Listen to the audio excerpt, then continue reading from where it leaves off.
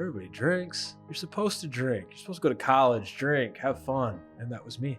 It was like drink on the weekends, a Wednesday and a Thursday. And it was drink every day. And by the time I was 21 years old, I was drinking nearly 2 fists of vodka every single day. And my skin was turning yellow. My eyes were turning yellow. And I knew if I kept drinking like this, I was going to die.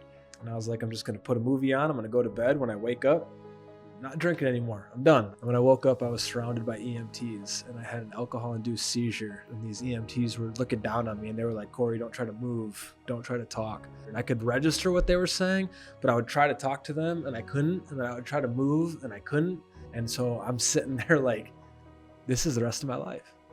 Like, I'm done. I am a vegetable forever. We're here. We're live. We're here. Thanks for having me. Corey Warren. Yeah. Awesome. Thanks for coming in. Appreciate you taking the time to come all the way from Michigan. Yeah, of course. And I know you had some meetings in town, so this worked out perfectly, but really excited to have you on the podcast. You and I were just talking, and hopefully we can, go back over some of the stuff we just talked about, because that was good stuff. We'll get to it. But anyway, yeah, I for anyone that isn't familiar with you, you have a really successful social following, and you do a lot of what attracted me to you was the creativity of your content around drinking alcohol. And it just I've explained it to some people, but I just think it's so cool how like you give off like the coolest monologues all while you're showing like just a really colorful alcoholic bottle just become clear and pure. It's like, so you're giving this amazing monologue watching just alcohol become pure. Yeah.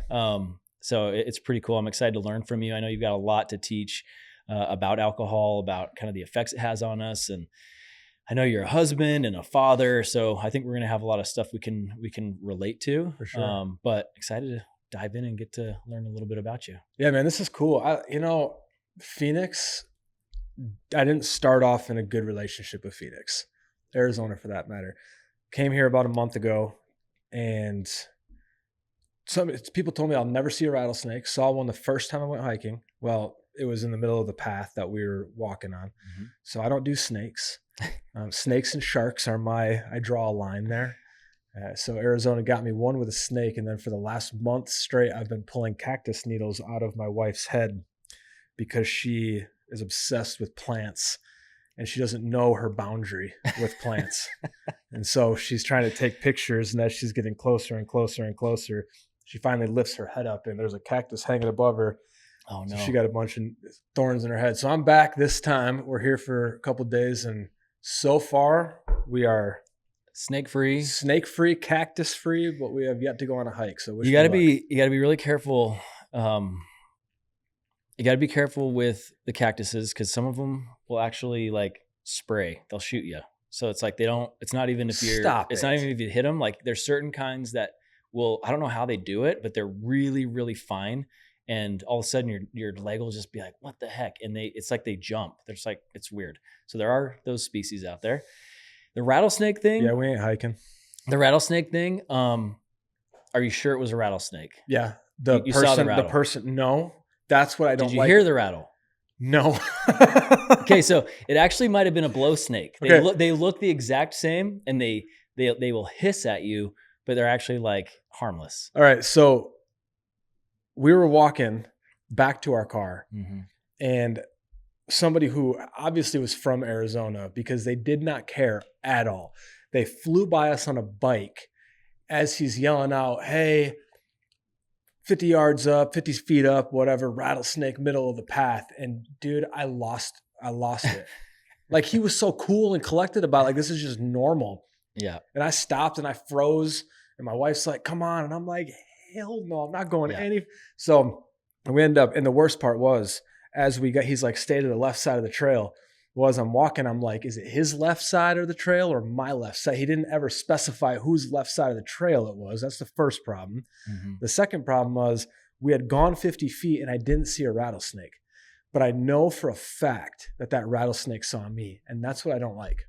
All right, I feel like I'm not in control. Yeah. Well, I've seen both. I will tell you, these blow snakes, they tend to be out there on the running trails quite a bit. I was running past one. We used to live a little bit further south of here, and there were some trails back where I used to go biking or running. And there was one that came, it scared the heck out of me. It just like, it hissed at me really loud, just shh, and I thought it was a rattlesnake. Learned it wasn't. However, there were several rattlesnakes caught in our neighborhood, in my front yard. They like the warm houses, the warm brick. So especially in the summertime at night, they're nocturnal. So at nighttime, what they'll do is they'll just kind of like get cozy with your warm brick. So that's where you got to watch them, is when you're walking out of your house. They're sitting right there just chilling. So this Arizona Diamondbacks, that's hence the name. So I made sure to ask the hotel to put us on the highest floor they possibly could. Have you ever seen a scorpion? I have. I'm not so upset about scorpion. They don't freak me out. Spiders, on the other hand, like, I'd be gone. I'm going to tell you a story that's going to freak you out about scorpions, though. How old are your daughters? Well, my daughter's 8. My son's 6. Oh, you have a son and a daughter. Okay. Yeah. So your daughter's 8. Yeah. I have a same age daughter. Okay. Thanksgiving, not this last Thanksgiving, but the Thanksgiving before, we were in northern Arizona, southern Utah, and I woke up at maybe 6:30 in the morning to my daughter freaking out. She came running into our room, and we were staying we have some family that had a place up there. And so cousins were like sleeping in sleeping bags and stuff, and they were all spread out. She came running in, and she knew exactly what it was. She's just like, "There's a scorpion in my pajamas." Like she was wearing like, just like onesie, like tight jammies that little kids wear. And she came in, and we were like trying to tear her clothes off to find this thing. I kid you not, a scorpion was in her sleeping bag, and it bit the inside of her upper thigh, like that sensitive area up there. And within an hour, she started hallucinating. Oh, no. It was legit like poisonous. So we ran her to the ER. Again, this is Thanksgiving morning. Like, this is how we started Thanksgiving. Took her to the ER, and they're just like, kind of like the snake guy. They're just like, "Oh, we see this all the time. The only reason I'm a little concerned is because she's younger, but she's old, she's big enough, and she's like her weight and all that. She should be fine. Like, if it was a baby, we'd be concerned. But she just needs to she's going to be really uncomfortable because she's going to be seeing like, how many fingers am I holding up?" She's like, couldn't tell. Everything's moving. She was legit hallucinating. She was so uncomfortable, fidgety. She wouldn't relax for hours and hours and hours. And it was like the worst. I was just like, and we'd never had anything like that before in our lives. So I'm a little bit more concerned about scorpions than anything else. Poisonous. Well, that's the thing, is down here I don't want to misspeak. I'm sure someone will listen to this and be like, "You don't know scorpions." But all the research I did in this moment, I found that like down here in the Phoenix area, the scorpions, if they sting you, it's more like a sting. It hurts, but they're not really like super venomous. Up in northern Arizona and southern Utah, it's a different species of like that tends to be more abundant up there. It's a different species of scorpion, and they're a bit more transparent looking. And anyone that's been to lake, transparent where you can't see them? No. Like their skin is like it's not like a dark color. It's almost like a clear. Anyway, my hands are hot. Yes, it makes you uncomfortable. But up there, they're a bit more now, when you say dangerous. When you say Utah, I'm talking like, is this like maybe near like Zion? Yes, that area right there. That area right there. Great. That is the area. It was actually at the base of Zion. I bet it was. Yeah. So like it's like Lake. It's beautiful. I mean, you should go. Like, it's amazing if you've never been there. But really. It's so awesome. Transparent, venomous scorpions. I'm just saying, listen, you should go. If you're an adult or you're a kid that's 8 or older, you're just fine. Just watch out for the babies. I have a extensive spray history of drug use and alcohol use. One of the drugs I've never done is either mushrooms or LSD, because I'm such a control freak that if I hallucinate, I will lose my mind. I can't do hallucinogenics. I can't do it. It's not for me. If I started hallucinating from a scorpion, you'd have to strap me down somewhere. I'd be tripping. I have way too much anxiety. Well, that. probably not just hallucinating, but hallucinating, knowing that it came from a bite, knowing that you're also in pain, like, cause it's like a piercing pain. Nope. Zion is off my list. Well, and I don't know that you would actually, you might be big enough to not actually like have it make you hallucinate, I guess is the point that he was making. I think she was, because she's smaller, but it's a real, I don't know. It was never, look, I've spent my whole life. My wife is I have spent my whole life going to that area. Never has that ever happened ever. So this was like, for me, I'm 42. I've been traveling to that area for 42 years. First time ever. So it's not, I don't think it's that normal. Anyway, I'm just saying. What's awesome about Michigan? No, we don't have any of that. You have bugs. You gotta have bugs. We don't have bugs that'll make you hallucinate. Yeah. We got bugs that'll sting you. You throw some baking soda on it and call it a day. Okay. Well, it's a good place to visit. Just come visit, and then you can go back to your home in Michigan. No, but it's cool having you here. And I guess what I'd like to do now is maybe just roll into, like, what's your story? What got you to where you are today, making these videos about drinking alcohol? Like, what was it? I honestly, I've watched a lot of your videos, like I was telling you before. And I love watching them because they're inspiring to me. It's just like when you're sitting there talking about, like, is this going to make you better? Is this going to make you happier? Is this going to, all this kind of stuff? Yeah. And if it's not doing these things, then why are you drinking? Like, I love that stuff. Like, it's amazing. Cause I don't drink, but like, it's still, I don't know, it's still inspiring to me. And I love those. But the one thing that got me thinking, I was just like, okay, well, what got him to this point? Like, what is it that got you to a point where Corey was like, I need to make these videos? I think that's such a loaded question, man. I never really, I was involved in a lot of things growing up. Sports, music, I had a bunch of friends. I had a good life, big house, but it kind of never felt like I fit in anywhere. So I was very self-conscious. I was very insecure. I was very, but I would never show that, and I just remember always needing validation through other people.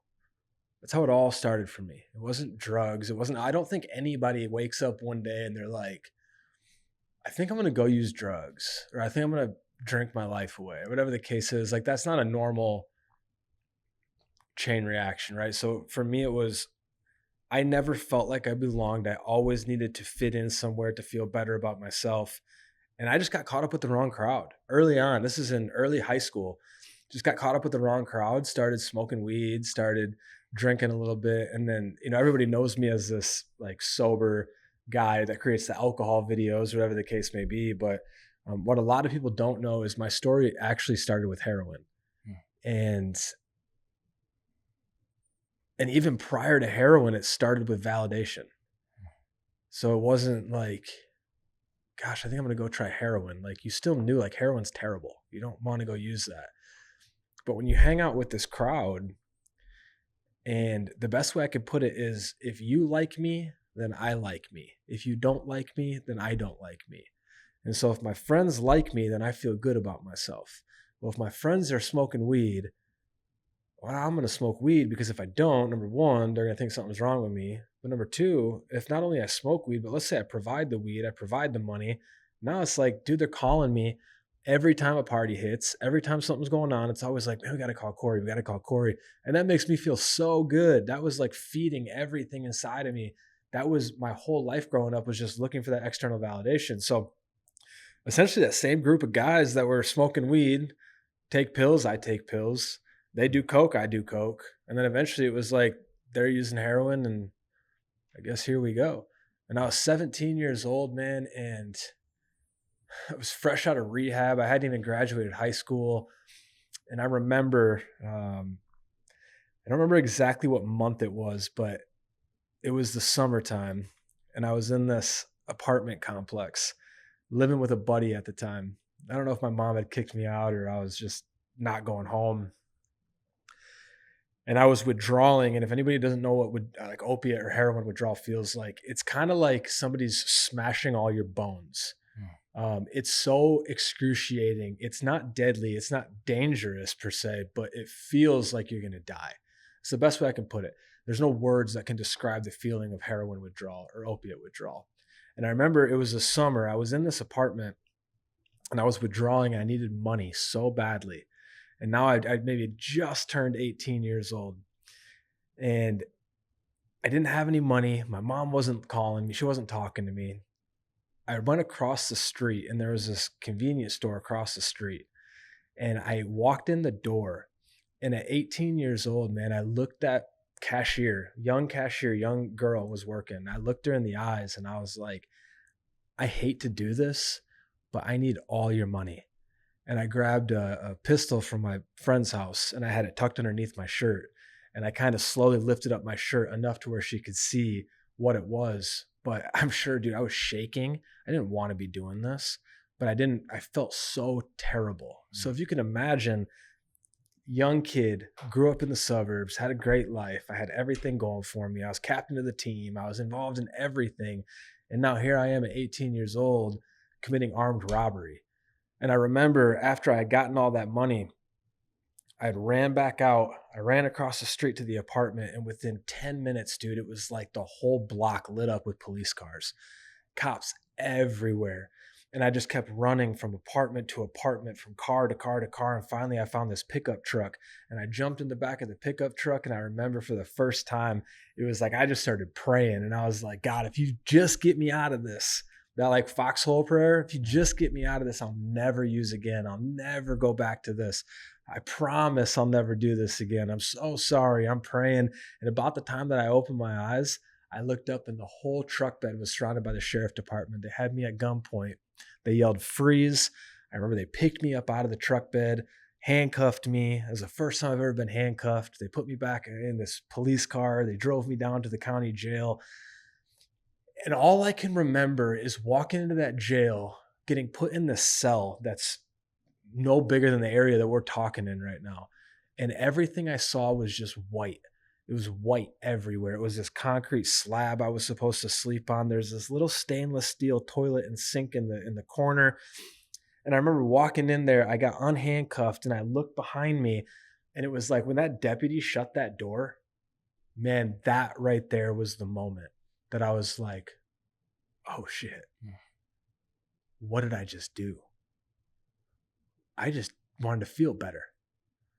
I didn't realize how strong of a hold this stuff had on me. I just wanted to feel better. And when he shut that door, it was like, for the first time ever, reality hit. For the first time ever, it was like, I'm not getting out. Like, my mom can't come bond me out. I'm here. And the next morning I woke up and they shackled my feet together, my hands together. They walked me down this hallway. I remember walking in this courtroom and I looked up at the judge and I had no idea what to expect. And that judge looked at me and she says, Mr. Warren, you're facing 15 to 30 years in prison. And I remember looking back at my mom and she's just sobbing. And I just can't explain to you that feeling. It's like your whole life just flashed before your eyes. I was scared. I was alone. I was every emotion you could think of. But more than anything, I mean, watching my mom like that, it became real. It was like, I'm about to go away. That is where everything in my life started, was with heroin, was with jail. And the audience doesn't know this, but your mom is in here. Yeah. So, well, I obviously didn't know that this was going to go to heroin. I thought we were going to talk mostly about alcohol, which we might get to, but, and I know that anyone that's listened to my podcast, is aware that my best friend, he overdosed on heroin last year. Oh, dude. Yeah, it was rough. It was really hard. He struggled with it for a long time. And I had moved away and was, school and career, and he kind of got stuck, he was just stuck for so long. Like, I mean, well over 10 years, just kind of pretty reliant on his parents. And he never committed armed robbery, fortunately, but he would steal from all of the people he loved the most. Mm-hmm. I know he was taking from, his ex-wife, and she's such a sweetheart, and his kids essentially, and his parents. And I know he didn't want to do that. But man, ultimately it took him, and it was rough. It was hard for me, because I think I was kind of, like maybe your childhood friends. You're sort of, my mind is kind of stuck back there with him. And I'm just thinking of all the good times I had with him when he was team captain, smartest kid in my class. Like, he's the kid I'm trying to keep up with, just has everything going for him. And I, when I was back home, going to his funeral, man, I could not hold it together, because my mind was just like looking at him as having like so much potential. And then, just how sad it was that this thing just completely took control of his life. And it was hard for me. I think I have two thoughts. One, I can relate to you.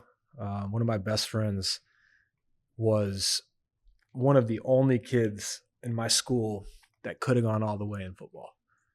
He could have gone all the way, had a full ride. Dude, he was there. He was a little bit of hard work, not even a lot, a little bit. It's just natural. Mm-hmm. The people that just don't have to try. That's this guy. It's frustrating. You're like, dang, man. And years later, after he had been strung out I had opened up a rehab at this point, and he was in our facility and ended up leaving and relapsed, and that was it. And man, I remember talking to his mom, and you can't help but I couldn't help but think about my mom. I think about all the nights she had to have been waiting for that knock on the door. Your son's dead. I should have died so many times. Only by the grace of God I'm here, man. I'm one of the lucky ones.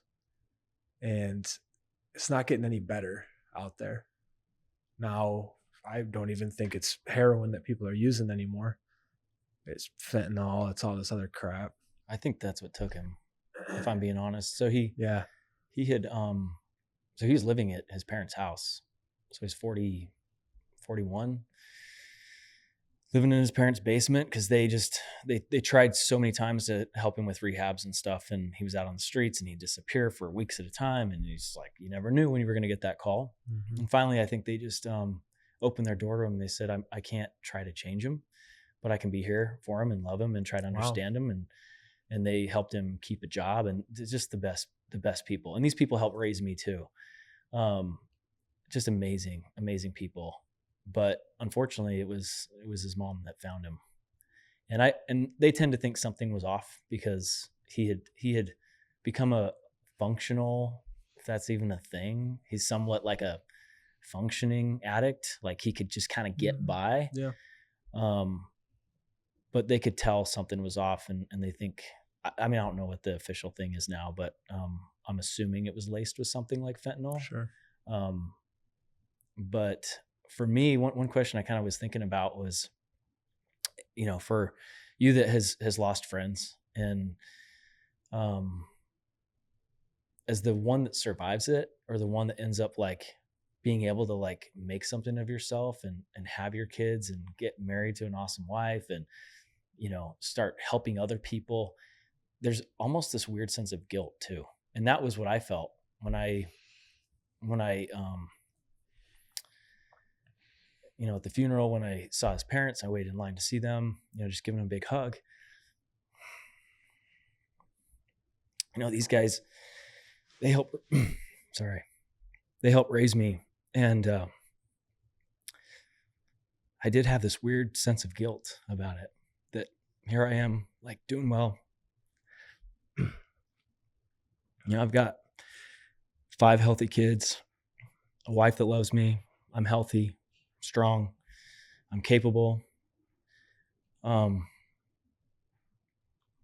and they're bearing their son that is my exact same age, same teams, same almost. I mean, if you talk to anyone from high school, they'll tell you we were kind of like, it was the two of us, right? So I did have this weird sense of guilt about it. And I don't know if that's normal. I don't know if you've experienced any of that, but to me, that was one of the hardest things. Not just guilt that like I was left, but guilt that maybe as the one surviving that I could have done a lot more to help him, And anyway, I've had to kind of reason through that a lot myself, just trying to figure out, like as friends, you have people in your life that just go down these rabbit holes that are just destroying them. And for a time, it's like you check in and you try to help and you try to like stay engaged and but they become a different version of themselves. And it's really hard to relate to that new version that is a distant version of them that kind of pushes you away.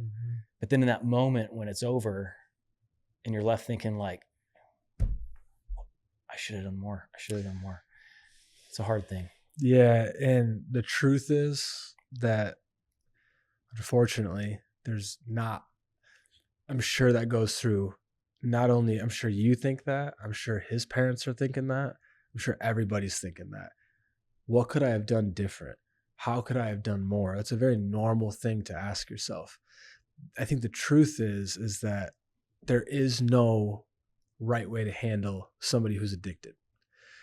It's hard to look back and say, what could you have done? Because even if you would have offered a hand, who says that he would have took it? There's so many what ifs. You're not talking to your friend at that point. You're talking to drugs. You're talking to heroin. You're talking to, my mom wasn't talking to me. When I stole from her, it wasn't her son. That was drugs, man. That's addiction. And I think the first thing to understand is that that's not your buddy. So what you're talking about, those good memories, I encourage you and anybody else, hold those close and try to let go of all of that side of him that you know is not him. Drugs turn us into something and somebody that we're not.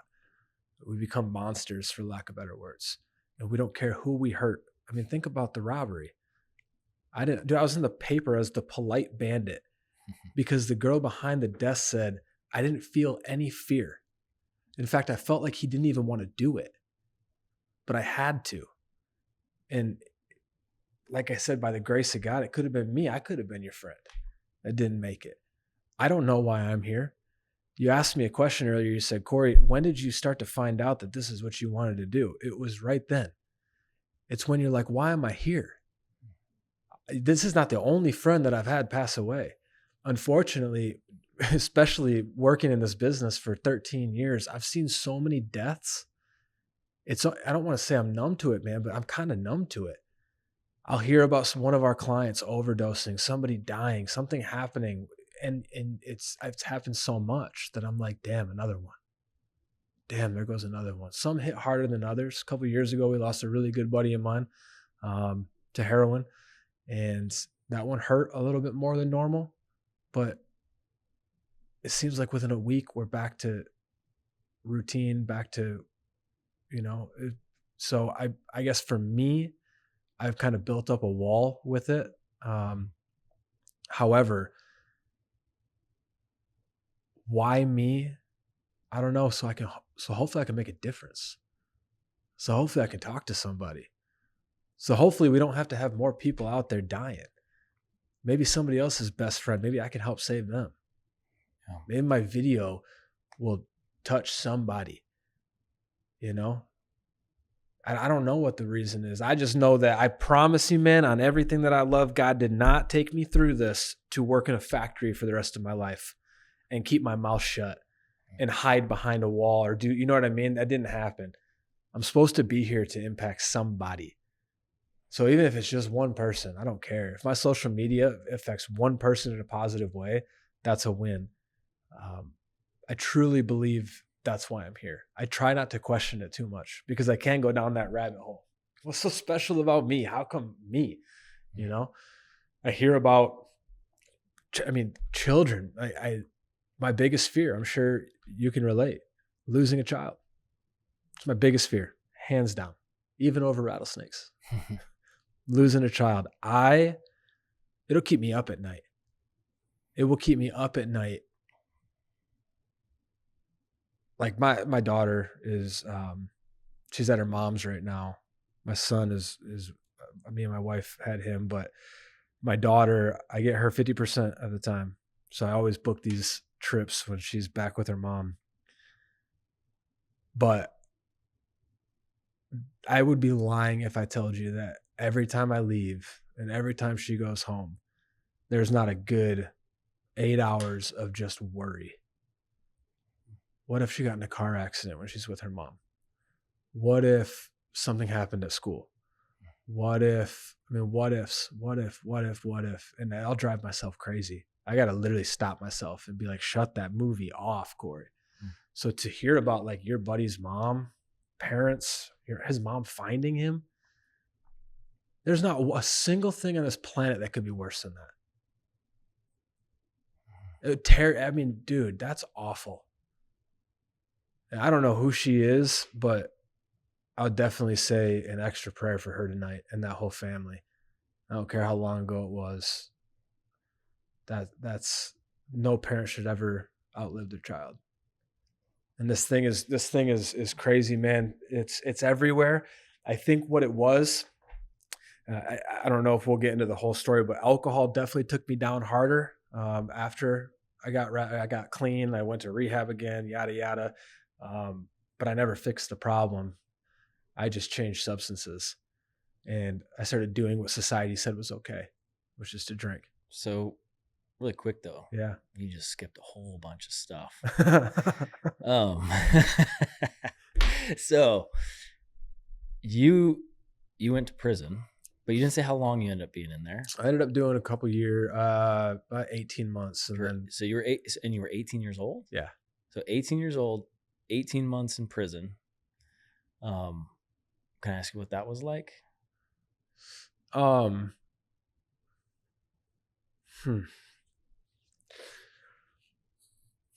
It is, I don't know how to explain what it is the most uncomfortable, cold, survival mode, sleep with one eye open all the time. It's terrible. It is the worst. However, you get used to it. Like anything. A couple months goes by and it's your new normal. That's why guys that go to prison for so long come out and they recommit crimes. Because this now is abnormal. I don't have somebody making me breakfast at this time. I don't have rec at this time. I don't have yard at this time. I don't have all these things. I'm outside of my norm, so I'm going to go back to. People are like, why would you ever go back to prison? Because that's their new normal. It's not scary to them anymore. No. In fact, this is scary. You got guys that are coming out going, what in the world is this thing? You know, phones, electric cars. Dude, you guys here in Arizona have these things that drive by themselves. That's crazy. Yeah. You know, so yeah, jail, it's awful. There's no sugarcoating that, but you get used to it and you do your time. Do you see a lot of, when you talk about like a lot of people are in there oftentimes because of substance abuse, they do things, substances make us do stupid stuff. A lot of times it's what ends up getting you put in there in the first place. But I also hear that there's a lot of drug use in prison. Like it sneak in or whatever. Do you see that happening quite a bit in there? And if so, like, you know, if you were going through that process of withdrawing so bad in that moment, like, were you forced to become sober during those 18 months in prison, or what was that transition like from kind of having that addiction to like letting it work through you? I think I definitely, you go cold turkey when you're there. They don't wean you off of it. You can't get heroin. You can get drugs. Maybe you can get heroin. I don't know. I never could. But I took my fair share of pills and Vicodin back then, or Percocet, or, I definitely did that. You'd make your like alcohol, homemade alcohol and all that kind of stuff. So, but it wasn't like an everyday thing.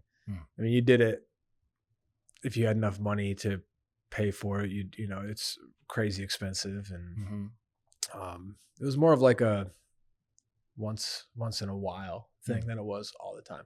So I think there's drugs. Yeah. I don't think there's drugs like that, at least not that I witnessed. So you're in there 18 months or so, you get out, and then you said you went to rehab. Yep. I went back to rehab. Don't really remember a lot of it, except the fact that Well, why did you go to rehab? Did you want to go to rehab? Or no, were the you getting- judge. Okay. The judge had some mercy on me. The judge actually, my grandfather was a circuit court judge. And so my grandfather knew this judge, and this judge actually knew me. So she knew like this is out of the normal for me.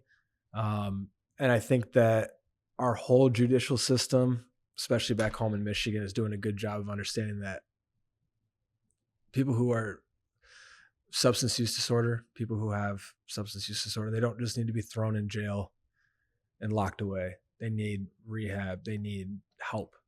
And so I was really grateful for that opportunity. Not at the time. I mean, I was very upset at the time being in jail. Looking back, she probably saved my life with that sentence. But rehab on the back end of jail was just kind of like what they did. You know, it was go to jail and then go to rehab and then probation for, I think, 6 years after that. I was on probation and drug testing all the time. But as far as that rehab goes, I was young, man. You know, you couldn't tell me anything. I knew I didn't want to go back to using drugs, but to call myself like some drug addict and all that, no, I don't know about all that. I just wrong place, wrong time. Made some mistakes that I shouldn't have done. And that's why when I got out, it was like that cycle that I was talking about even before this podcast. There's this need to escape using something unnatural, drugs, sex, whatever the case may be. Well, I found alcohol, and I was like, it gives me the same feeling, the same reward, the same escape, the same numbness. There's a lot of similarities that people I don't think quite understand. Alcohol and heroin are not vastly different. Obviously, one's extremely dangerous, quite a bit more dangerous than alcohol. So I'm not like, I don't want to get in arguments with people like heroin and alcohol are not the same. No, they're not the same. However, you'd be surprised at how many similarities there are when it comes to how you feel.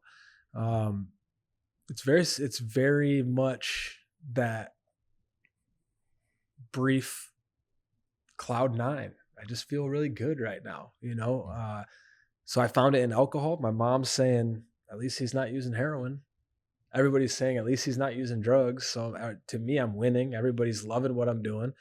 And alcohol, man, just to kind of give you the 2-year rundown, it was like drink on the weekends and a Wednesday, drink on the weekends, a Wednesday and a Thursday. And it was drink every day. And by the time I was 21 years old, I was drinking nearly 2 fists of vodka every single day. And my skin was turning yellow. My eyes were turning yellow. I could feel like my kidneys, I could feel like they hurt. Like I knew I wasn't good. I knew this was not okay. And I knew if I kept drinking like this, I was going to die. It was just, I didn't know how to stop. Now, the difference between alcohol and heroin is heroin, you could just cold turkey stop. Alcohol, you can't. It's very dangerous. And so I didn't know that. And I was like, I'm just going to put a movie on. I'm going to go to bed. When I wake up, I'm not drinking anymore. I'm done. I'm going to cold turkey just like I did in jail. And when I woke up, I was surrounded by EMTs and I had an alcohol-induced seizure because my body was so, my body was so used to having that amount of alcohol that when you removed it, it went into shock. And I remember laying on the ground and looking up, and these EMTs were looking down on me and they were like, Corey, don't try to move. Don't try to talk. You've just had an alcohol-induced seizure. And I could register what they were saying, but I would try to talk to them and I couldn't. And then I would try to move and I couldn't. And I had no movement. I had no ability to speak. I had nothing. And so I'm sitting there like, this is the rest of my life. Like I'm done. I am a vegetable forever. And that's where alcohol got me. And that's, I think, that's what made me switch gears a little bit, because heroin, you know, you're not supposed to use, but alcohol, it was normal. Everybody drinks. You're supposed to drink. You're supposed to go to college, drink, have fun, unwind, get, tore up at a frat house. Well, you know what? That's just a normal thing to do. And there's a lot of people out there that are in a lot of danger because of that way of thinking. And that was me. And again, only by the grace of God did I get movement back, my speech back. I left that hospital. I went back to rehab again. I went to the same rehab that Eminem went to. And I was like, I remember seeing his name up on the wall. It said Marshall M up on the wall. And like he had signed, it was like a little smoke shack where you smoke cigarettes. He had signed his name up there. And the difference this time was I had a counselor in that rehab that looked at me and said, Corey, drugs are not the problem. Alcohol is not the problem. You are the problem. And until you can figure out how to change, you'll never get better. And at first, I think I took offense to that. Like, what? But man, like, I started connecting the dots. Like, wait, why did I drink? Why did I use? What was the underlying reason behind all of that? There's always a reason. Your best friend didn't just pick up dope because he thought it was a good idea. There was something there. He was running from something. He was hurting for some reason that he wasn't able to get out of by himself. Mm-hmm. That he relied on drugs to get. I don't know what that is. I don't know if you know what that is. Maybe you do. But there was something there. I promise you that. And there was for me too. There is for all of us. And at that point, it was like I knew I wanted to help people, but now I know my lane. Because I got this substance out there that's plastered all over billboards, TVs. Young kids think it's okay. Everybody thinks it's okay. And we got to change that. So it was at that point in 2013, my mom and I got together and took off on a 10-year journey to build a business and try to save some lives. And that's awesome. Man, so I have lots of questions around like alcohol. So now you've taken off and you kind of like committed yourself to really trying to take your experiences and serve others and help others not fall into these dangerous patterns with alcohol, especially to your point, like it's so socially not even just acceptable, but almost expected. Yeah. It's very rare, for someone like myself that doesn't drink. In the corporate setting, I'm the odd one out. Mm-hmm. I'm the, we go to these big, nice dinners with clients or whoever else. And it's like, you're the one not drinking, even with a lot of healthy people, but generally people are not overly like health conscious, but, it's so socially acceptable, but alcohol, and I've always looked at it mostly from like a health standpoint. When I say health, I mean like physical health, like, cause I know what it can do to your liver. I know that it can cause cancer. Mm-hmm. That's the way I've always viewed it. But there's so many other dangers to alcohol, right? Like when you think about all the different ways that it can control you. Mm-hmm. And so that's what I'd be interested to know. Like, as you've gone through this journey of now helping people, you said you have a rehab center. Yeah. Okay. So you see a lot of people come through the rehab centers. How have you seen alcohol specifically control people's lives? On so many levels. It can be social, it could be emotional, it could be physical, it could be, I think that the bottom line is that you don't drink alcohol for the taste. If alcohol didn't get you buzzed, you wouldn't drink it. Like you might, okay, maybe you have like 0% like NA, non-alcoholic drink. But dude, you're only going to do that so much before you're like, this ain't cutting it, right? Because alcohol alone doesn't taste good. That's why people make faces after you take a shot. That's why the first time that you ever drank, did it taste good? If you go back to that first time that anybody, if you're listening to this podcast right now, think back on the first time that you drank. Was it like, that was good? No, it's terrible. You chase it with 1,000 different juices and pop because it's awful. So let's just get to the main point. You drink for a reason. It is creating something in you that you enjoy. your buzz, your escape, maybe it's the confidence it gives you. Maybe it's the personality it gives you. Maybe it's the escape. Maybe it's the numb. Maybe whatever the case is, you're drinking for a purpose. And I always say it like this. If alcohol feels like a solution, then alcohol is a problem. So to anybody who thinks that they're a normal drinker, which I don't know I have a hard time with that, but a normal drinker, if alcohol is your solution, alcohol is a problem. If you drink because you're stressed out, that's a problem. You're using alcohol as a solution. It's very similar. And just to back up what I'm saying here, let's say somebody's like, okay, well, I'm 40 years old. When I go out, I come home from a stressful day at work and I have a couple beers. There ain't nothing wrong with that. Let's say our daughter comes home. My daughter's in third grade.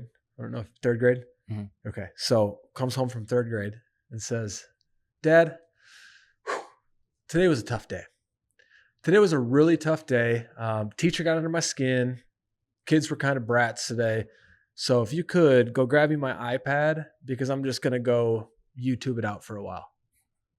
Well, why are you going to go watch YouTube? So I could just check out. I don't want to think about the day. Heck no. We're talking about it, right? We would never let that fly.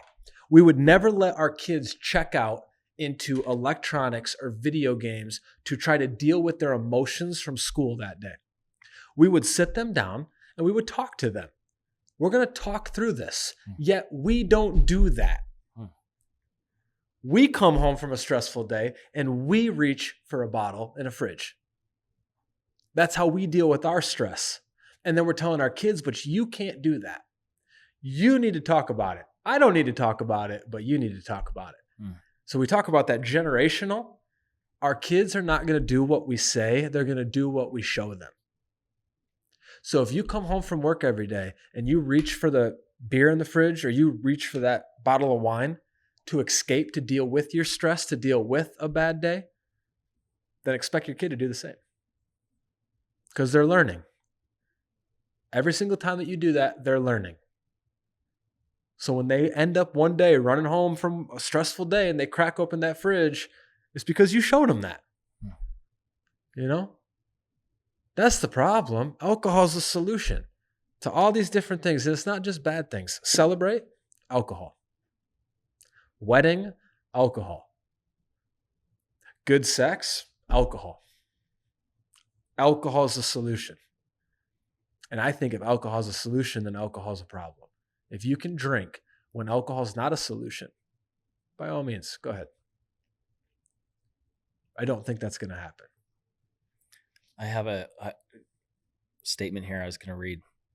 Alcohol becomes a default coping mechanism. Stress, boredom, anxiety, celebration, everything funnels into drinking.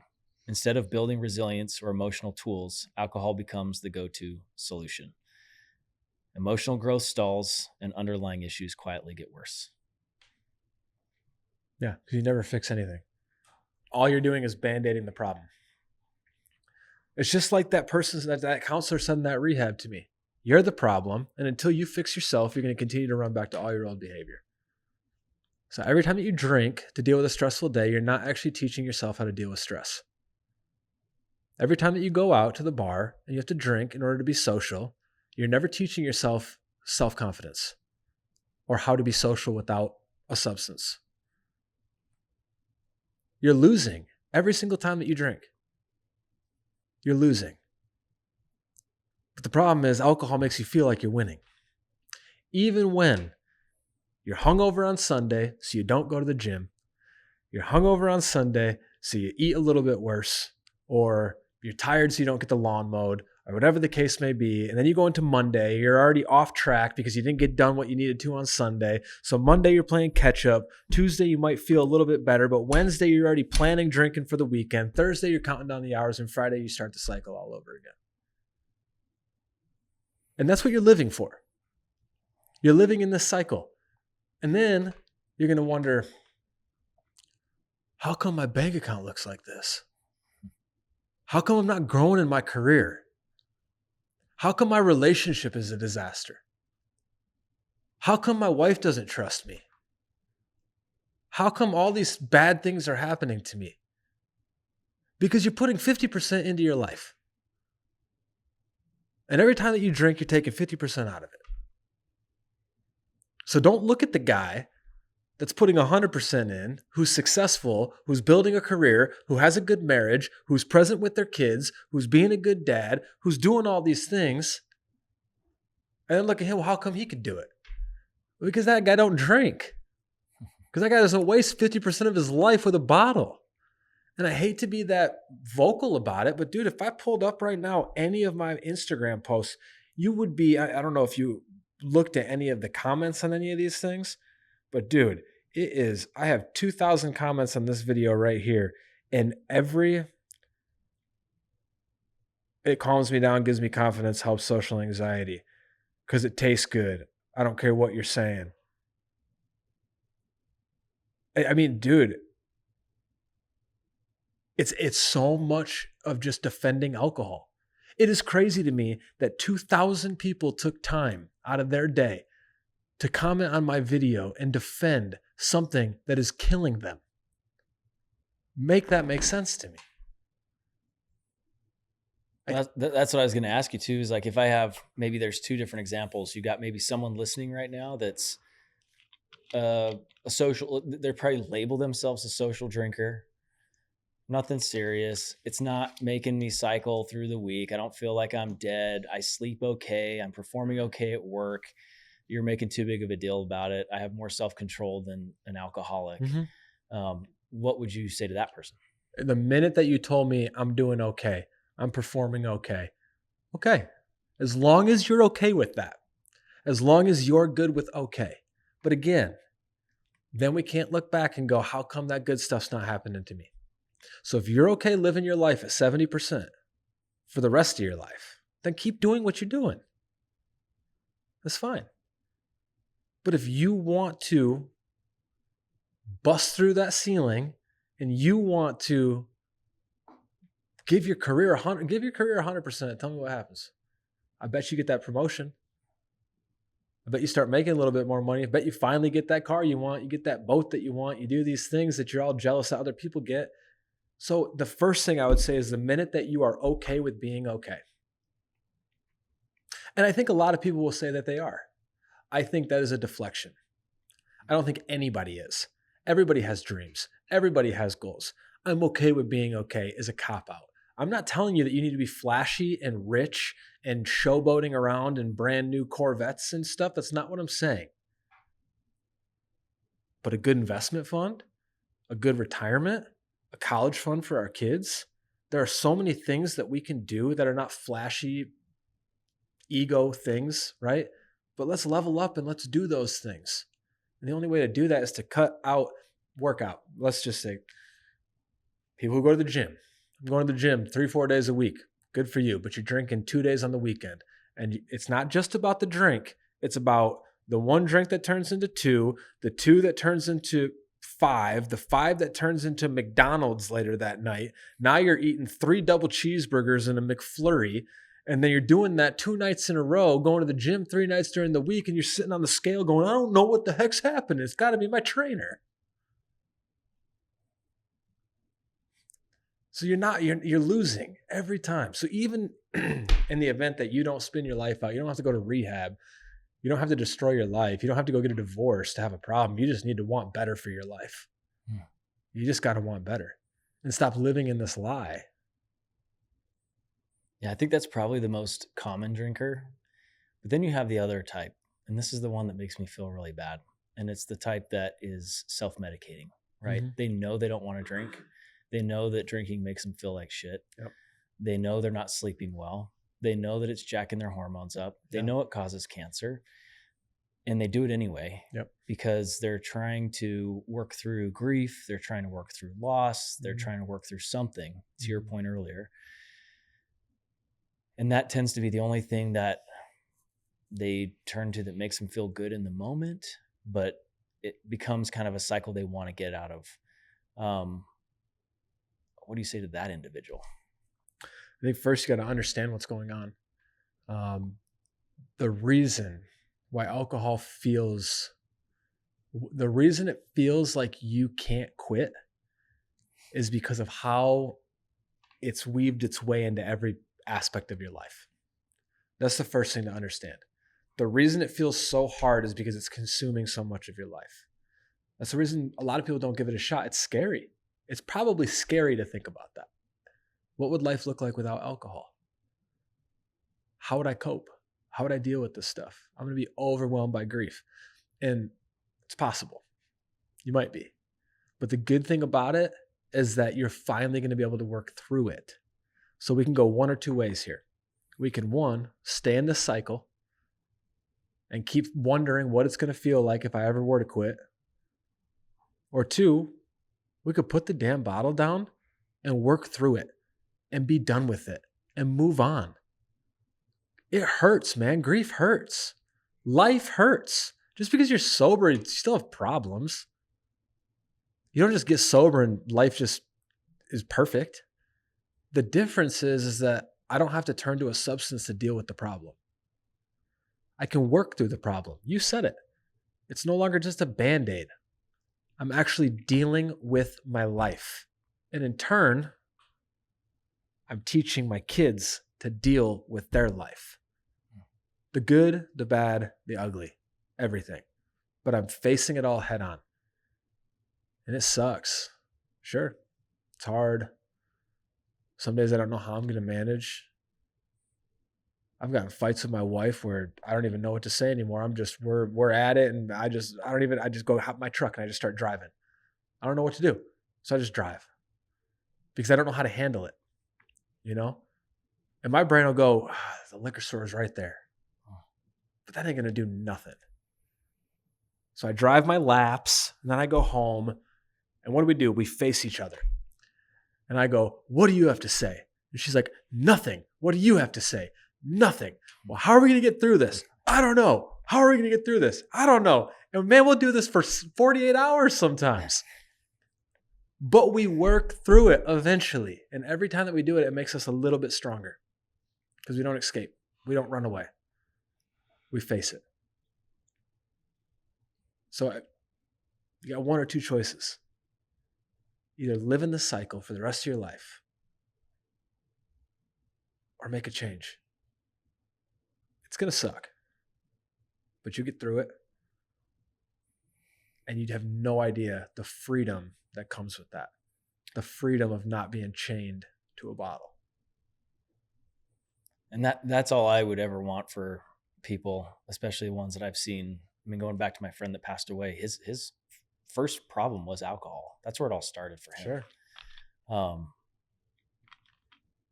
And it makes me sad when I see people that it's almost like they're in their own little mental prison, you know, where to your point, I think it's just a coping mechanism, numbs the pain, numbs this, but it's never really getting to address the problem to relieve the actual underlying pain.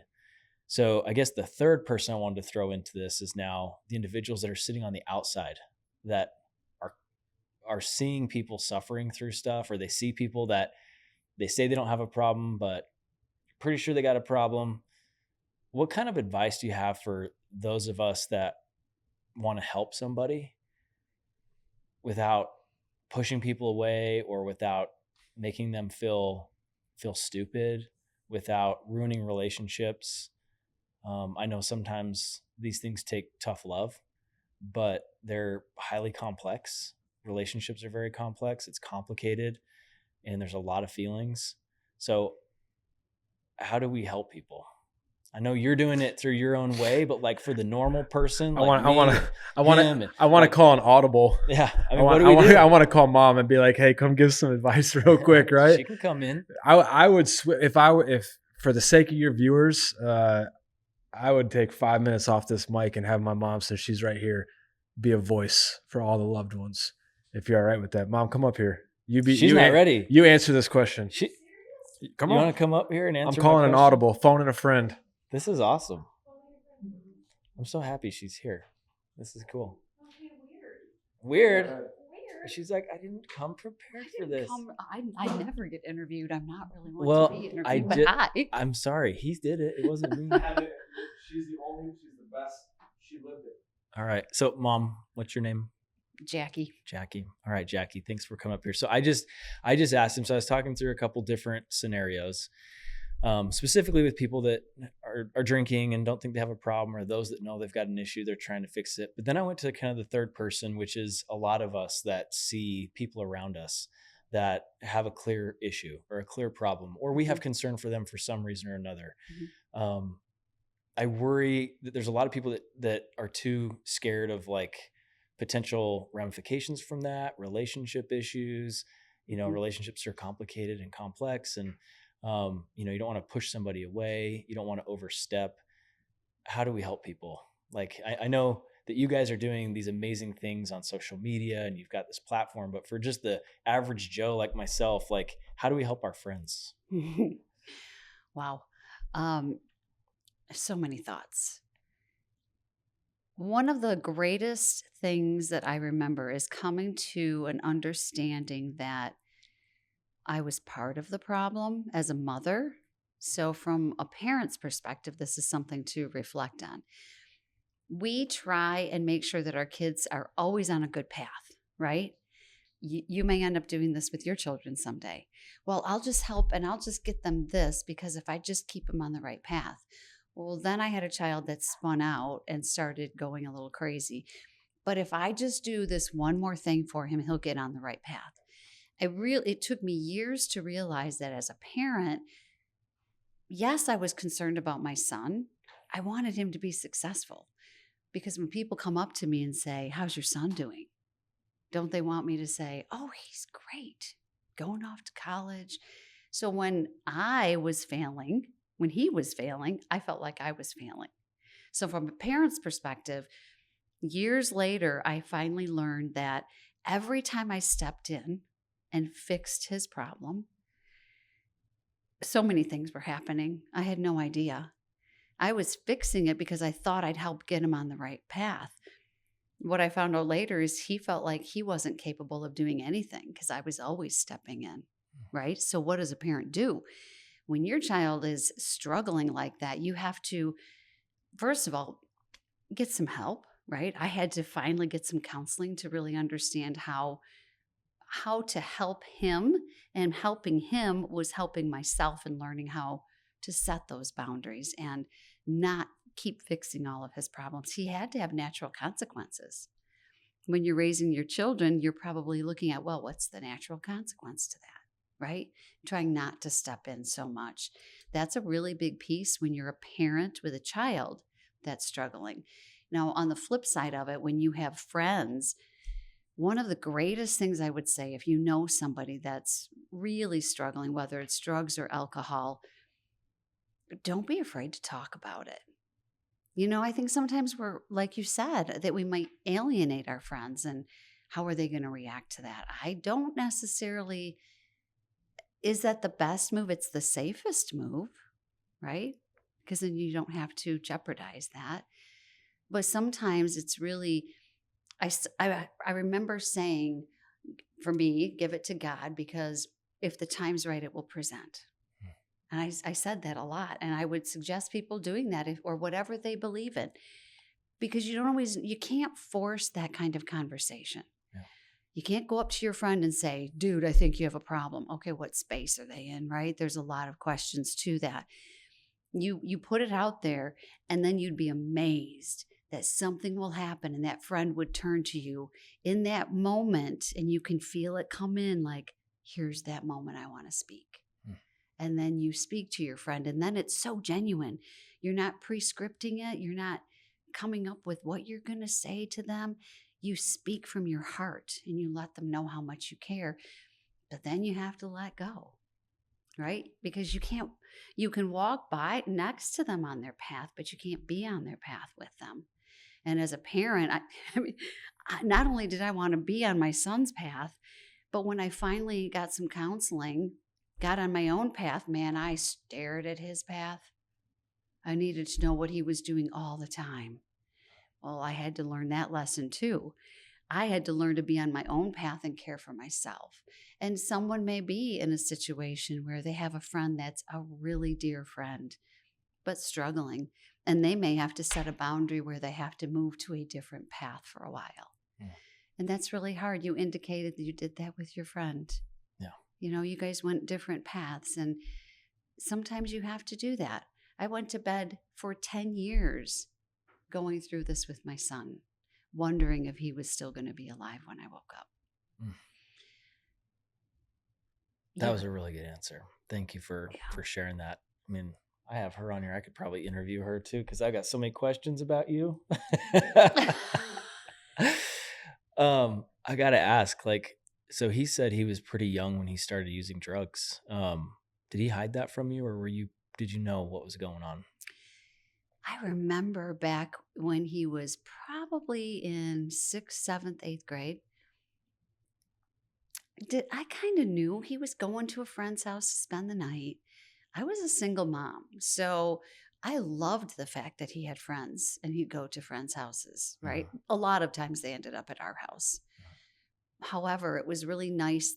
He had friends. To a mom that's like, oh, this is good. They have friends. They're in sports. They're doing good in school. And I think back on when I was that age, we were kind of doing some dumb things. My friends and I smoked some pot about that age, or cigarettes or whatever. So when I heard they might be smoking pot, I thought, well, they're experimenting, right? No big deal. I experimented. I put this out as a little warning right now. What we had available to us and what we went through when I was growing up is very different than what's available now. Don't think of your children are just going to try some things, because I did also when I went to school and college. I would put more heightened awareness on it. There's a lot of bad stuff out there. I actually think when Corey started, so when he was hanging out with friends, he was just being a teenager. I tell people in our presentation, there's nothing that comes in like he has a sign on him that walks in the door and says, hey, Mom, and guess what? I'm starting to smoke weed, or I'm dabbling in some things. They're with friends, they're goofing around, they're hanging out. You think it's just normal. Sometimes he'd come home, we get in arguments. Was that unusual as a teenager? Seemed normal, right? All of those things seem normal. It was when he started having what looked like health issues, where his eyes started to kind of sink back in his head. I mean, I knew he was pushing, and I thought he's just pushing for independence. I had no idea that he was really crashing internally. His body was really unhealthy because he was using heroin. So looking back, I'm sure you've had a lot of time to reflect, and as a parent, and just the environment and how he was going through things. Just hindsight's always 20/20, and everyone's going to choose their own path, and we can't control our kids, and we have to let them experiment with stuff. But I guess one thing I've tried to think through, I have 4 boys and 1 girl. So we kind of have a big family, and it scares me, the stuff to your point, it's a different world out there. They're going to be exposed to lots of stuff. What advice would you have for parents to help us prepare our kids for the things that they're going to face? So they're going to be confronted with drugs. They're going to be confronted with alcohol at some point. I don't think it's like I hope they don't. It's like it's going to happen. So what advice would you have for parents, how to have these conversations with kids and how to prepare them for that moment when they do? Corey might have some really great insight, especially raising his kids on that. But what I will say from my perspective is if parents could just stop making their children feel like they are the center of the universe, right? It's a really big deal in our society now. We do everything for them. They get everything. They have everything. Watching kids grow up now is really fascinating to me. We have 7 grandkids. Oh, wow. Yeah. Awesome. So we get to see this interesting dynamic. And Corey's children, Breslin and Cash, are very faithful. And they will sometimes pray at the table, and you watch these other kids like, what are they doing? But you can see the difference, the care. How do we raise children to actually care about others? How do we raise children to feel comfortable, not have to be validated? We talk about that a lot. I can see now, of course, looking back, and after his 10 years of addiction, he was so lost, but I was also a part of that. When I kept stepping in, I was taking away his self-esteem all the time because I fixed all his problems. What I needed to do was have him have chores, have him have responsibility, have him take accountability for his actions. I was a single mom, so I think I just coddled him a lot. I really love when I see a tough dad. Moms are supposed to be the coddlers. Dads are supposed to be tough. I actually think it's a little harder for a single mom. It's hard to play the role of both a mom and a dad.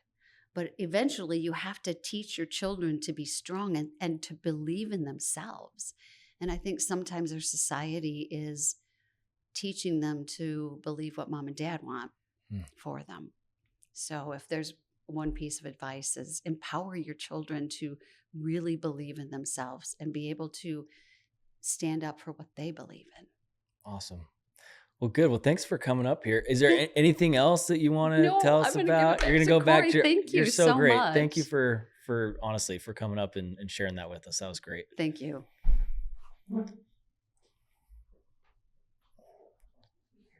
Should we make your wife come up here too? No. I have more questions. No. I'm just kidding. She's great, man. That was awesome. Just listening to her, it's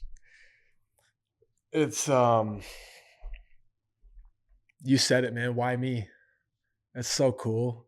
The things that we're able to do, my mom and I, between our organization that we run back home, and I mean, we work together every single day.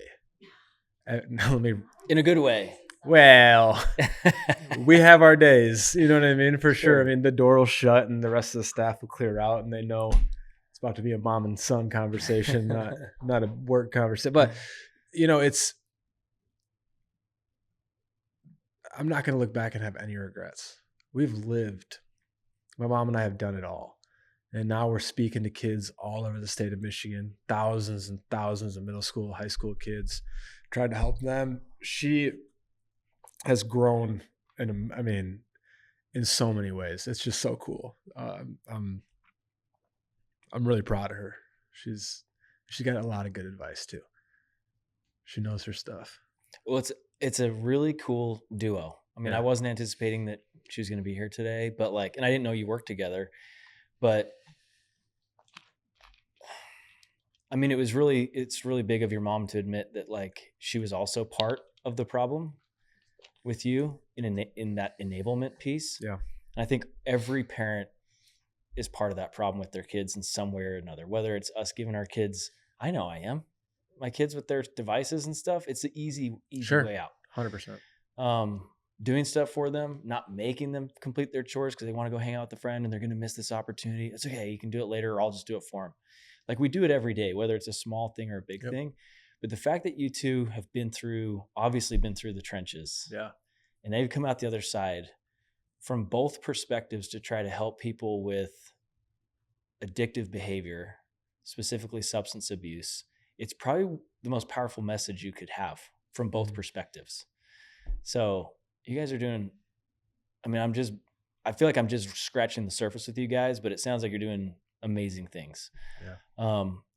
I'm sure we're at time because you probably want to go get dinner now, but We already ate. We're on Michigan time. You're on Michigan time. It's 9:00 right now. You got jet skis tomorrow too. That's going to be fun. I love I call them monologues. I don't know what you call them, but I would love, first of all, is there anything we didn't cover? Much. Anything that we need to cover in this right now? I'm going to have to interview you again. Hopefully if you come back out here again, I scared you off with snakes and scorpions, but is there anything that's you really need to say? man, it's tough about because this here's the thing.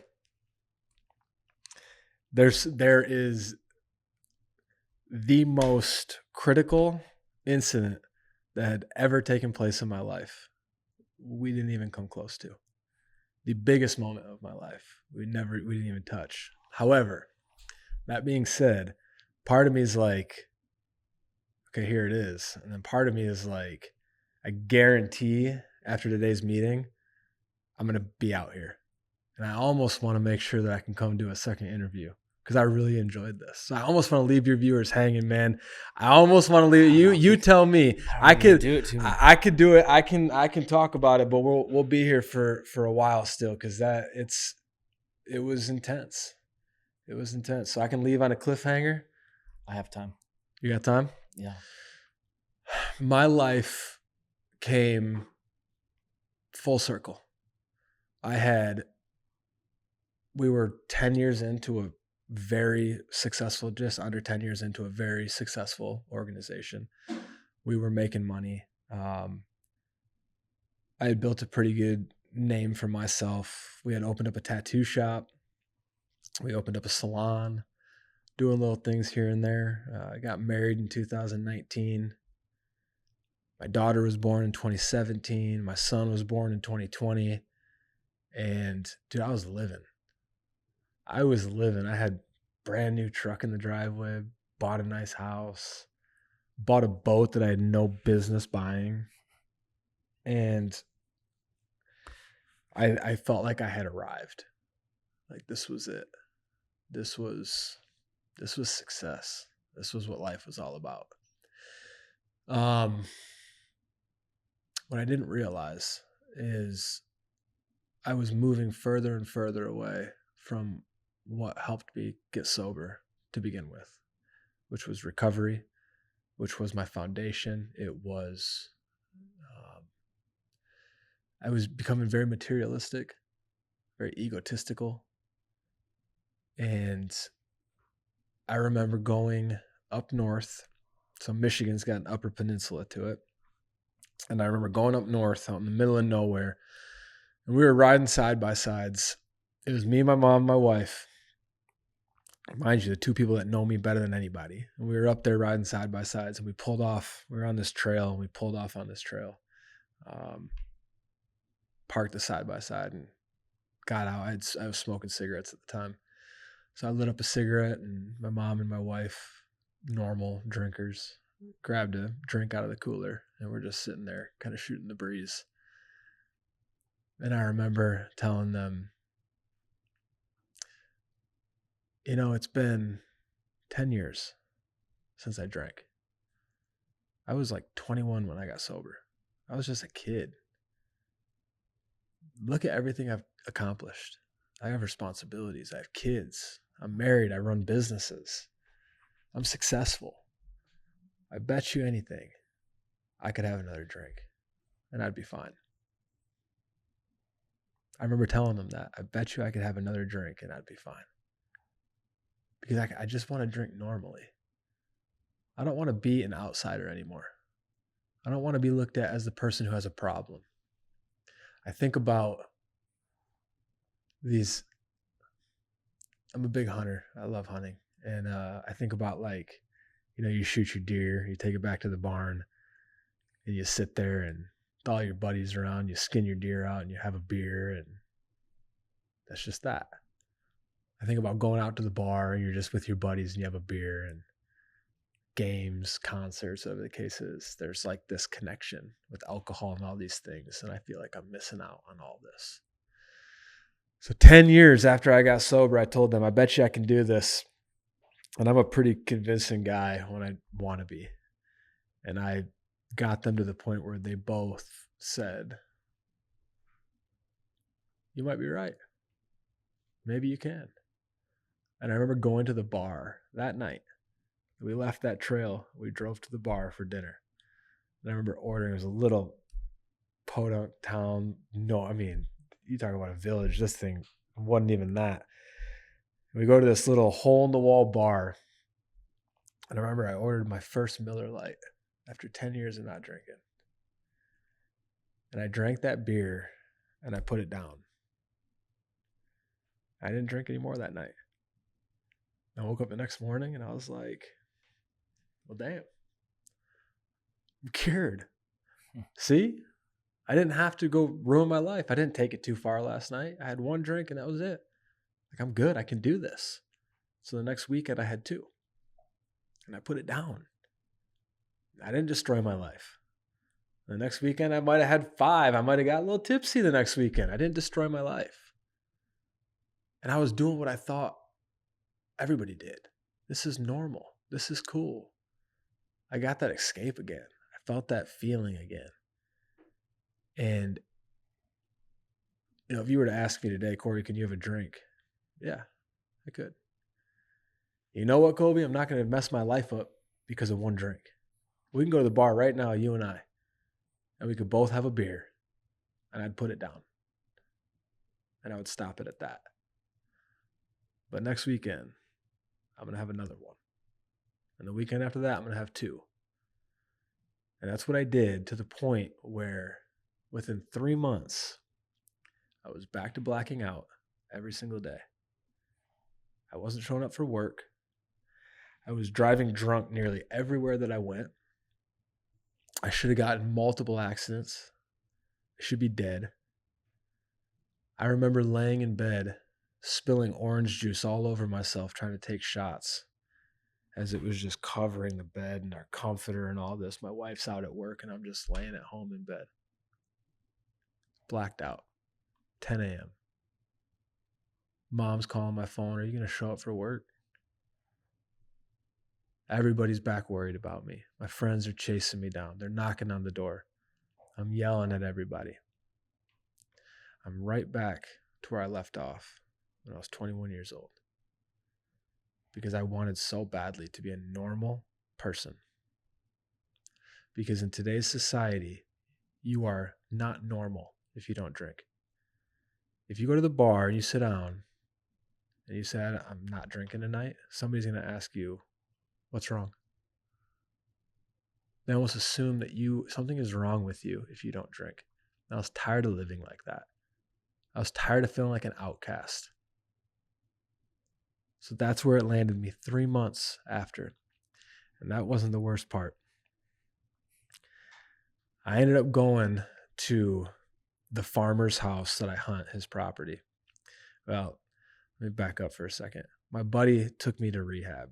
I walked right in the front door, right out the back door. I didn't want to be there, but I wanted to save face, so I told him I'd go. I walked in the front, out the back. And I remember I was about an hour away from my house, and I didn't have a car. I wanted to drink. And this is 10 years. Dude, I had multiple businesses. Keep that in mind at this point. I had kids. I have a wife. I have a home. I have all this stuff. And here I am walking around an hour away from my house, just walked out the back door of this rehab. And I remember waving down this van. This guy pulls up in this van. And he's like, what do you need? And I was like, man, honestly, I need a bottle. I need a bottle of alcohol. I didn't try to sugarcoat it for him. I said, I need a bottle of alcohol. He said, hop in. So I hop in this van. And I said, I don't have any money. He said, that's all right. I'll buy it for you. I was like, for real? He's like, yeah, under one condition. What's that? I want you to have this book. And he handed me the Bible. And I looked at it. And I was like, all right, cool. Let's go to the store. Sure, I'll take your Bible. That's fine. I didn't care about that. To me, there was no God. To me, it was just, how do I get my next drink? I went to that liquor store. I got drunk. And I called the farmer whose property I hunted at the time. I end up the next morning waking up in his guest room. Don't really know how I got there. Police are there. My wife's there. All these things. I end up going to rehab. I get out of rehab, and this farmer whose house I stayed at and the pastor down the street from him show up at my barn. And they're like, do you know God? And I was like, guys, I'm just trying to recover right now. I don't want to hear about God. I don't need God. I need to get my life back on track. I need to go back to work. I need to get my kids home. The last thing that I need right now is to hear about God. And they left. And a couple days later, I went outside to go to an AA meeting. And I hop in my truck. I turn it on. I drive out my driveway, and I drive probably a half mile down the street. And I turn on this radio station, 100.7, and it's a country music station back home. And it's my screen, dude, says WITL, country music. But it's like straight worship music playing. But it's not like country worship. It's like Southern Baptist church choir worship gospel. You know what I mean? It is like some choir stuff, hands raised, singing. And I was like, this can't be right, man. So I flip my dial, flip it back to 100.7. Same thing. Turn my truck off, turn it back on, turn it again. Same thing. And at this point, I'm a little bit nervous because my screen is reading country music, but this is not country music that's playing on my truck right now. So I called my wife, I FaceTimed her, and I said, hey, Britt, do me a favor. I need you to go in your Jeep right now. Go outside, get in your Jeep, turn on your radio, turn it to 100.7, and tell me what you hear. And she walked outside, walked into the garage, turned on her radio to 100.7, and it was Luke Bryan, country music. I was a half mile away, and her Jeep is 100.7 country music. Mine is 100.7 worship. And I was so scared, Kobe. I turned that radio off. I drove all the way to my meeting. I don't remember a word that anybody said in there. And I got home and I said to my wife, I think I'm going to take that farmer up on that deal and go to that Bible study. Because if there is a God, I think he's trying to get my attention. And I went to my first Bible study a few days after that. And I don't know how versed any of your viewers or you are with the Bible, but I walked into a Bible study on Revelation, which is probably not like super ideal for like a brand new believer to get into, or somebody who's on the fence about it. And so, dude, I'm listening as this guy and all his group are going over like these helicopter-sized scorpions and like the end of the world. And I'm like, holy crap. But in the back of my mind, I'm like, what just happened to my radio? So at this point, I'm kind of taking the Bible seriously. And I'm asking the pastor, like, do I take this stuff literal? And he's like, I would if I were you. And I go home and I'm sitting in the hot tub with my wife and I'm like, you got to get your shit together. because this is happening, dude. I'm like, because neither one of us were believers, you know what I mean? And I was freaking out. And she's like, you're nuts. You're crazy. I don't know what they're talking about in this Bible study that you're going to, but she had her own run-in with God while I was out drinking and all that. Story for another day. But anyway, I keep going back over and over and over. And man, I can't explain the moment or the day or the time, but there was a void from that first time when I was in middle school where I was trying to fit in. And I found validation from everybody else. That's how I didn't have that for myself.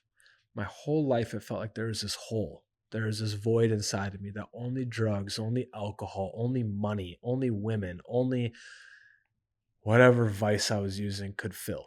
And it was very temporary. And for the first time in my life, I felt whole. And I can't explain what that was. Now I can, but at the time, I can't explain what that was. I was scared of what I was reading, but I felt at peace. And out of that came the best thing that's ever happened to me. And that is above my kids. That is above my marriage. That is above sobriety. That is above anything. And that is a relationship with God that has given me a peace. It's given me freedom. It's given me self-worth. It's given me something that no person or money could give. And you asked a question to my mom. You said, what advice would you give to somebody raising a kid? Teach them the truth. It's very simple. teach them the truth. The truth is in that book. If you teach that book, your kids will be all right. That's my best advice. I send my kids to school every day. I don't know what's happening in that school. I don't know what they're teaching them. So I tell my kids, back up everything that you're hearing at school. I don't care if it's from a teacher. I don't care who you hear it from. Back it up in that book. And if you can, then okay, that's truth. If you can't, question it. It's that simple. I don't care what these teachers say. It's no offense to teachers. I'm just saying that's the best thing I can do for my kids. There's a blueprint. It's already been created. There's a God that loves us more than we could ever even imagine. There's a God that cries when we're hurting, that is chasing after us even when we don't realize it. One of the most impactful stories I ever read is the parable of the lost son. And it hit me like something I've never experienced in my life. He didn't run to God. That dad ran back to his son. God's running to us. He will meet you. You do not have to go all the way. I didn't have to go all the way. I didn't even want to go anyway. An inch, a foot, a mile. He came to me in my truck. And he said, I'm here. And man, it's the craziest. It's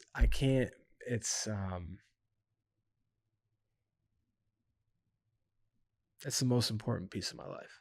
And it drives my relationships, and it drives my family, and it drives our business, and it drives everything that I do. That relationship with God is the most important thing. And if I didn't go on that bender, if I didn't relapse, and when I did, I never would have got there. I mean, maybe I would have, but I don't know. I think God knew what it was going to take. It's interesting. I look back on every terrible thing that happened to me. It was never terrible. We're too stuck sometimes in what's happening right now that we're unable to see. Good's going to come of everything. I don't know how. God works it out. It's weird. He works it out every time. Something good will come. I bet you even if you ask your buddy's parents, there will be some sliver of good that came. I don't know what it is, but there's always something. That's the God that I serve. He's always going to create good in every negative situation. He has in my life over and over and over. And even when I turned my back, he was still there. Even when I ran the other direction, he chased me down. He's never given up. And he loves me in a way that I cannot ever imagine. The beautiful part about our relationships with God is, I think step one is we learn about him. We believe in him. We believe in a creator. Through it, we start to find our purpose. And that's kind of where the magic happens, I think. Yeah.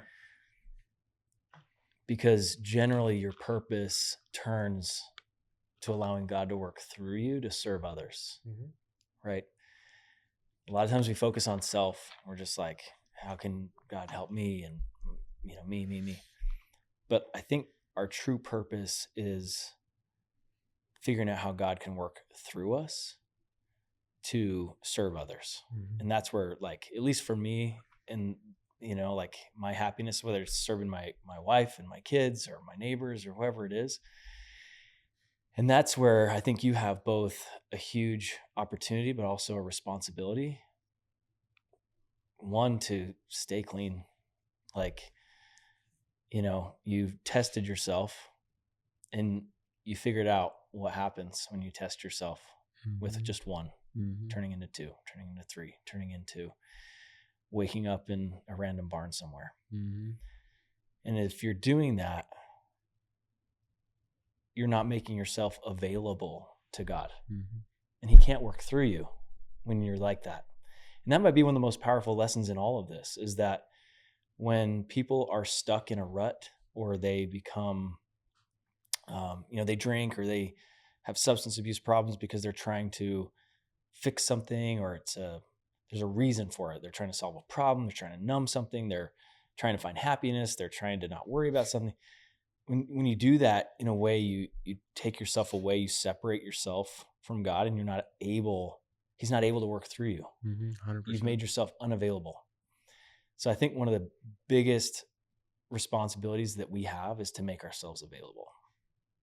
And when we get selfish and we want to try something or we want to do something, or when we get prideful and we get successful and we have things and we think it's because of us, we lose we become unavailable. So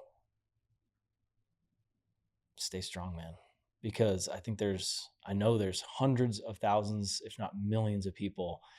I'm certain millions of people that have already heard your message that maybe they haven't changed yet. Yeah. Probably not. They're going to hear it again.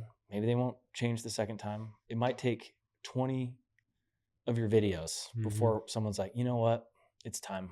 I need to do something. And that's pretty special that you're a talented guy. You have experience. You've been through it. And you have this huge opportunity to try to help people not have to suffer in a way that you have. And that's pretty cool, man. Yeah, I feel we're definitely blessed. And I would just want to make one thing clear before we wrap up. Like, I struggle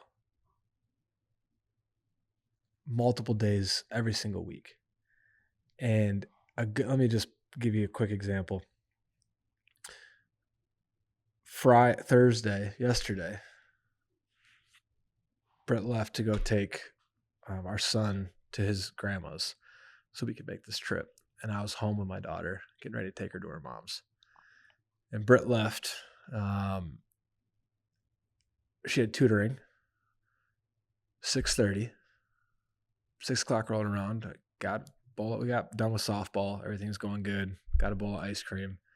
Just chilling on the couch, eating ice cream, waiting for tutoring to start. Hop on the computer at 6:30. Get on for her tutoring.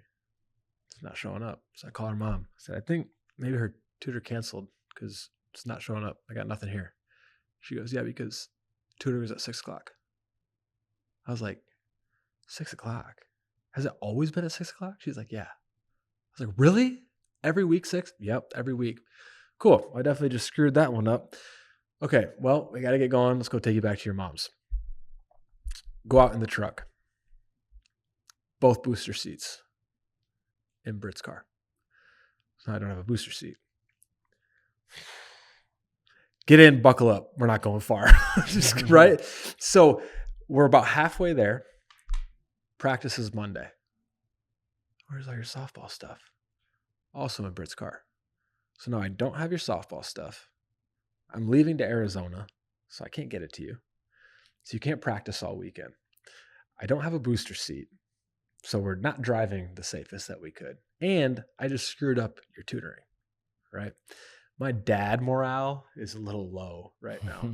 And that's just like, dude, I'm so far from perfect. I screw up all the time as a dad, as a husband, as a son, running business. I screw up all the time. And life's far from perfect. I'm far from perfect. But every day I try. And I think I try most days to the best of my ability to be a good dad, to be a good husband, to be a good son. And that's all I can do is just try. So to anybody who's listening, it's not about perfection. It's just about not giving up. And it's about working hard. It's not going to come easy. We just got to keep working at it. Sometimes we don't see the light at the end of the tunnel. Just keep going. Eventually it'll happen. Your miracle is out there. Keep praying. You and me both, man. It's a grind. I think, trying to be perfect is one thing. Knowing that you'll never be perfect is another. Yeah. Consistency tends to be the key. And don't stop. You can't stop. You got to keep grinding every day. And we're all imperfect. And that's what's beautiful about it is I've experienced things that hopefully you'll never have to experience. You've experienced a lot of things I will never experience. For sure. But that's why you are uniquely qualified to help a lot of people that I can't. Yeah. And I'm qualified to help versa. a lot of people that you can't. Right. So you get enough of us. We're going to figure it out. We're going to make a difference. It's God's army, bro. That's right. It's God's army right there. Thanks for having me, man. I really appreciate this. This has been fun. Well, in closing, I would love to hear what the concept of building generational health means to you. When you think of generational health, everything you're doing, whether it's as a dad, as a husband. One thing I left out of my story is my father. Not because he wasn't in my life. He just wasn't really around, right? I currently take care of him. He's in a nursing home. He's got alcohol-induced dementia. Now, I want to just also say my dad was a Green Beret in the Army. He was a teacher in my high school. And most people who knew him back then would have said he's a great guy, good duck hunter. I mean, just an outdoorsman, just a good stand-up guy. But alcohol got the best of him. And I don't know that alcoholism is part of a DNA structure. I don't believe that. I'm not a doctor also, a scientist or whatever. But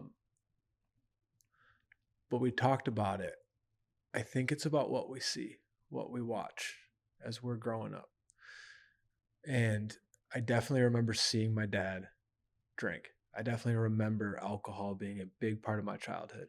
I also remember prostitutes being a big part of my childhood because my dad would have them over all the time. This was just normal. I saw that. As I got older, I displayed a lot of the same behavior that I saw. It's not because my dad taught me to do that verbally, but through his actions, he taught me to do that.